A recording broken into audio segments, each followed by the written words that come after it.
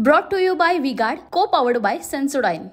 हमारे साथ बातचीत करने के लिए कांग्रेस के मुख्य प्रवक्ता और सीडब्ल्यूसी मेंबर पवन खेरा जी को कोल्हापुर में आए हैं। सर, आज राहुल गांधी की उम्मीदवारी जो है राहुल जी की वो घोषित हुए, आपकी राय? बहुत प्रसन्नता का विषय है। उत्तर प्रदेश में लोग बहुत खुश हैं कि राहुल गांधी अपनी जड़ों को नहीं भूलना चाहते, नहीं छोड़ना चाहते और छोड़ना भी नहीं चाहिए। हम सब के मन में यही था और वही किया उन्होंने। हम सब बड़े खुश हैं। लेकिन सर, एक बात है कि प्रियंका जी की उम्मीदवारी नहीं घोषित हुई, क्योंकि बीजेपी बोल रही थी बार बार कि यूपी में गांधी फैमिली का कुछ नहीं चलेगा। पार्टी ने और प्रियंका जी ने तय किया कि वो प्रचार करेंगी। उनका प्रचार की मांग भी बहुत है पूरे देश में। तो जो पार्टी और प्रियंका जी ने निर्णय लिया, वो निर्णय हम सबको मंजूर है।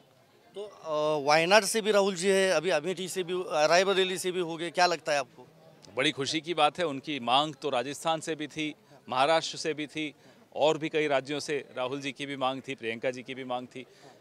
लेकिन जो पार्टी ने निर्णय लिया, जो हमारे मल्लिकार्जुन खड़गे जी ने निर्णय लिया, वो हम सबको स्वीकार्य है। और एक बात सर, पंतप्रधान मोदी जी ने एक इंटरव्यू दिया TV9 नेटवर्क को पूरा, बार बार महाराष्ट्र से उद्धव ठाकरे हो या विपक्ष के ऑल नेता हो, बोलते हैं कि 29 के बाद चुनाव नहीं होगा। तो उस पर PM ने ऐसा बोला है कि डिक्टेटरशिप जो है वो नहीं हो सकती, तैयार नहीं हो सकती, तानाशाही नहीं हो सकती देश में। आपने देखा सूरत में क्या हुआ, आपने देखा इंदौर में क्या हुआ।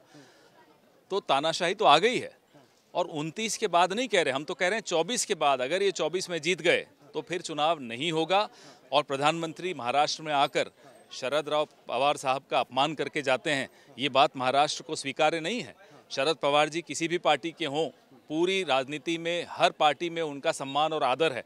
उनके लिए उन्होंने भटकती आत्मा और ऐसे शब्दों का इस्तेमाल किया, ये बात महाराष्ट्र कभी भूलेगा नहीं। ये अपमान महाराष्ट्र का है।